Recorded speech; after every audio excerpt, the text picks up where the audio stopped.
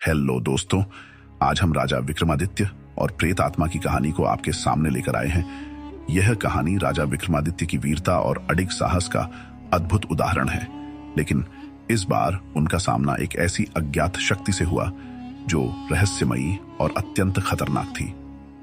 रात के अंधेरे में एक अजीब सा सन्नाटा था। उज्जयिनी के राजा विक्रमादित्य राजमहल में विश्राम कर रहे थे। अचानक उनके महल में एक भयभीत सैनिक दौड़ता हुआ आया और राजा को बताया, महाराज, पड़ोसी राज्य में एक भयावह आत्मा ने कहर बरपा रखा है। हर रात लोग गायब हो रहे हैं और अगली सुबह उनकी लाशें मिलती हैं। प्रजा डरी हुई है और पड़ोसी राज्य के राजा ने आपसे सहायता की विनती की है। राजा विक्रमादित्य ने स्थिति की गंभीरता को समझते हुए स्वयं उस राज्य की ओर प्रस्थान करने का निर्णय लिया।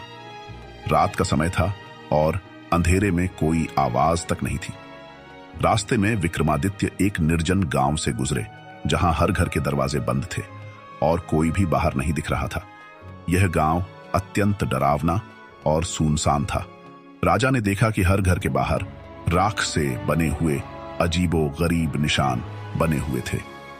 विक्रमादित्य ने अपने रक्षकों से कहा, यह जगह अवश्य ही किसी रहस्य को छुपाए हुए है। उन्होंने ध्यानपूर्वक निशानों का निरीक्षण किया और समझ गए कि ये निशान किसी तांत्रिक क्रिया का हिस्सा है। राजा ने साहसपूर्वक गांव के अंदर जाने का निश्चय किया।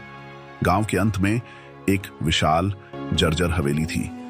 जैसे ही राजा उस हवेली के निकट पहुंचे, अचानक वहां का माहौल और भी अजीबोगरीब हो गया।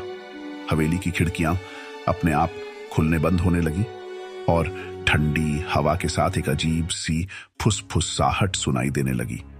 तभी एक वृद्धा राजा के पास आई और चेतावनी दी, हे राजन, इस हवेली के अंदर मत जाइए। यहां पर एक प्राचीन आत्मा का वास है।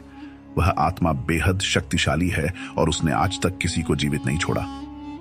लेकिन राजा विक्रमादित्य किसी भी रहस्य और खतरे से पीछे हटने वाले नहीं थे। उन्होंने वृद्धा को आश्वस्त किया और हवेली के अंदर कदम रख दिया। हवेली के अंदर हर ओर अंधेरा था। राजा ने अपनी तलवार निकाली और सतर्क होकर आगे बढ़े। अचानक उनके सामने एक परछाई प्रकट हुई। यह कोई साधारण परछाई नहीं थी। यह एक अजीब और डरावना आकार था, जो मानो किसी इंसानी चेहरे को विकृत कर डरावनी शक्ल में बदल चुका था। वह आवाज में बोली, हे राजा विक्रमादित्य, तुम यहां क्यों आए हो? क्या तुम्हें मृत्यु का भय नहीं है? राजा ने निर्भीकता से उत्तर दिया, मैं अपनी प्रजा की रक्षा करने आया हूं और किसी भी खतरे का सामना करने के लिए तैयार हूं। यदि तुम निर्दोषों का जीवन